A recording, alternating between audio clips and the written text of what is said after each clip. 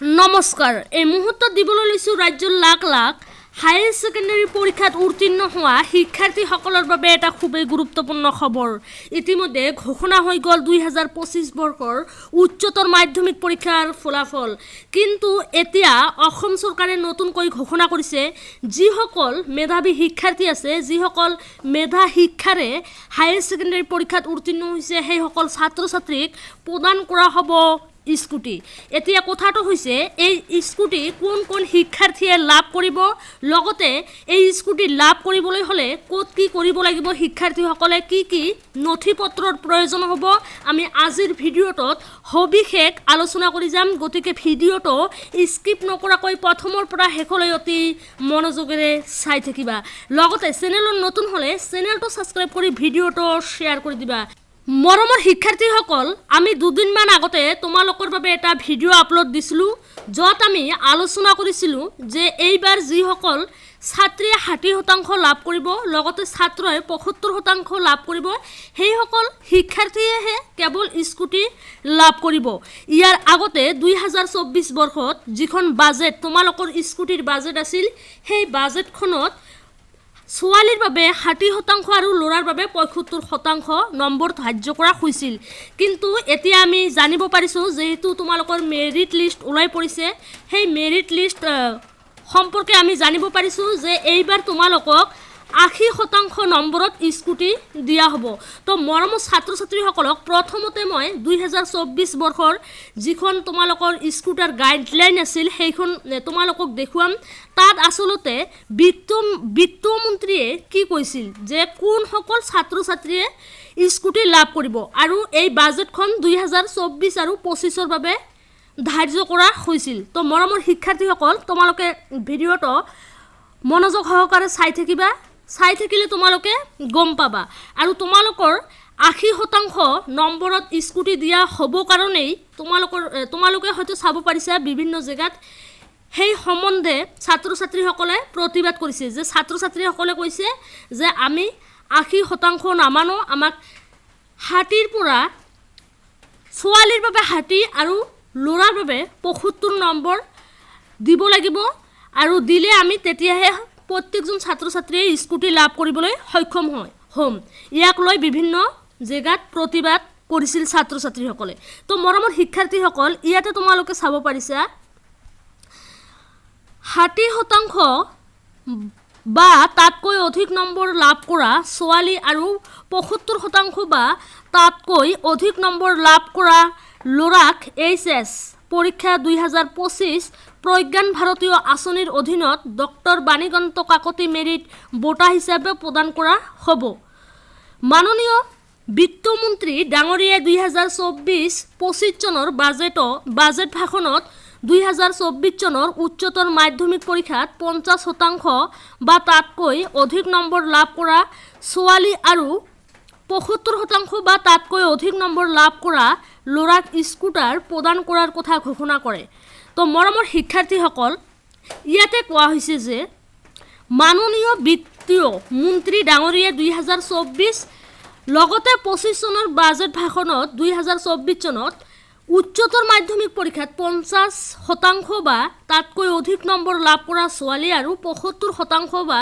তাতকৈ অধিক নম্বৰ লাভ কৰা ল'ৰাক স্কুটাৰ প্ৰদান কৰাৰ কথা ঘোষণা কৰে তোমালোকে ইয়াতে চাব পাৰিছা ইয়াতে কোৱা হৈছে যে 24 ৰ লগতে 25 2024 আৰু 25 বৰ্ষৰ কাৰণে ধাৰ্য কৰা হৈছে of Assam in higher secondary education ডিপাৰ্টমেণ্টে 2024-25 বৰ্ষৰ বাবে আঁচনিখন অব্যাহত ৰখাৰ সিদ্ধান্ত লয় তো মৰমৰ ছাত্ৰ ছাত্ৰীসকল ইয়াতে কি কোৱা হৈছে যে আসাম হায়াৰ সেকেন্ডাৰী এডুকেশ্যন কাউন্সিলে বা আসাম হায়াৰ সেকেন্ডাৰী এডুকেশ্যন ডিপাৰ্টমেণ্টে 2024 আৰু 25 বৰ্ষৰ বাবে আঁচনিখন অব্যাহত ৰখাৰ সিদ্ধান্ত লয় কিন্তু আমি দেখিবলৈ পাইছোঁ যে এইবাৰ তোমালোকক 80% নম্বৰত স্কুটাৰ প্ৰদান কৰা হ'ব আৰু তাক লৈ এতিয়া ছাত্ৰ ছাত্ৰীসকলে ক্ষোভিত হৈ পৰিছে ছাত্ৰ ছাত্ৰীসকলে প্ৰতিবাদত নামি পৰিছে যে 80%ত নহয় আমাক 60%ত 60% আমাক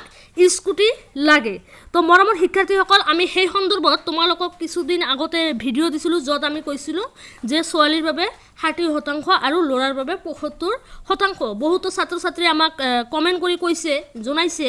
যে 80% দিয়া হ'ব 60 বা 75% দিয়া নহয় কিন্তু তোমালোকৰ যিখন স্কুটাৰ গাইডলাইন আছে সেইখন আমি তোমালোকক পঢ়াই শুনালোঁ ইয়াতে কোৱা হৈছে যে 2024-25 বৰ্ষৰ বাবে আঁচনিখন অব্যাহত ৰখাৰ সিদ্ধান্ত লয় কিন্তু 25 বৰ্ষৰ বাবেও যিটো সিদ্ধান্ত লৈছিল অব্যাহত ৰখাৰ যিটো সিদ্ধান্ত লৈছিল সেয়া চৰকাৰে বাতিল কৰিছে লগতে মৰমৰ শিক্ষাৰ্থীসকল তোমালোকে যিয়ে স্কুটি লাভ কৰিবা সেইসকল কি কৰিব লাগিব সেইসকলৰ কৰণীয় কাম কাজ কি যদি সেইসকলে স্কুটিখন পাব বিচাৰে বা লগতে কি গুৰুত্বপূৰ্ণ নথিপত্ৰ তোমালোকক দিব লাগিব ইয়াতে কোৱা হৈছে যে অসম উচ্চতৰ মাধ্যমিক শিক্ষা পৰিষদৰ পৰা সংগ্ৰহ কৰা হ'ব ছাত্ৰ ছাত্ৰীৰ তালিকা হিতাধিকাৰীৰ তালিকাখন ইয়াতে এটা বিশেষ ৱেবছাইটৰ কথা কোৱা হৈছে তোমালোকে ইয়াতে চাব পাৰিছা আমি আৰু ইমান নকওঁ কাৰণ ভিডিঅ'টো লং হৈ আছে তোমালোকে আপলোড কৰা হ'ব উচ্চ শিক্ষা সঞ্চালকে যোগ্য হিতাধিকাৰীক স্কুটাৰ সুচাৰুৰূপে বিতৰণ কৰাটো নিশ্চিত কৰাৰ বাবে কনচাইন প্ৰিন্সিপালৰ এখন তালিকা অৱগত কৰিব তাৰ পিছত কোৱা হৈছে যোগ্য ছাত্ৰ ছাত্ৰীসকলে সংশ্লিষ্ট কনচাইনি প্ৰিন্সিপালৰ পৰা প্ৰশংসাৰ প্ৰমাণপত্ৰ সংগ্ৰহ কৰি আবণ্টিত ডিলাৰৰ ওচৰত জমা দিব লাগিব তো মৰমৰ শিক্ষাৰ্থীসকল তোমালোকে ক'ত কেনেকৈ আবেদন কৰিবা কি নথিপত্ৰ লাগিব লগতে তোমালোকৰ কৰণীয় কাম কি আমি সেই বিষয়ে আলোচনা কৰি আছোঁ ভিডিঅ'টো মনোযোগ সহকাৰে চাই থাকিবা স্কুটাৰ পঞ্জীয়ন আৰু বীমাৰ বাবে এই ধনৰাশি চৰকাৰে কনচাইনি প্ৰিন্সিপালক প্ৰদান কৰিব হিতাধিকাৰীৰ সবিশেষ সঠিকভাৱে পৰীক্ষা কৰাৰ পিছত কনচাইনি প্ৰিন্সিপালসকলে সংশ্লিষ্ট ডিলাৰক ধন মুকলি কৰি দিব তাৰ পিছত কোৱা হৈছে ছাত্ৰ ছাত্ৰীয়ে পঞ্জীয়ন আৰু বীমাৰ খৰচৰ বাবে ডিলাৰক কোনো ধৰণৰ ধন দিব নালাগে এইটো হৈছে এটা গুৰুত্বপূৰ্ণ বিষয় যিসকলে স্কুটি লাভ কৰিব সেইসকলে মনত ৰখাটো দৰকাৰ যে তোমালোকে যেতিয়া পঞ্জীয়ন কৰিবা বা তোমালোকৰ যিটো বীমাৰ খৰচৰ বাবে যিটো বীমাৰ খৰচ হ'ব সেইটো তোমালোকক ডিলাৰক দিব নালাগে ডিলাৰক কোনো ধৰণৰ ধন দিব নালাগে ছাত্ৰ ছাত্ৰীসকলে সংশ্লিষ্ট ডিলাৰৰ পৰা সংগ্ৰহ কৰিব স্কুটি লগতে কোৱা হৈছে যে ছাত্ৰ ছাত্ৰীসকলে ডিলাৰৰ পৰা স্কুটিখন লাভ কৰিব তাৰ পিছত কোৱা হৈছে কোনো ছাত্ৰৰ মৃত্যুৰ ক্ষেত্ৰত আইনী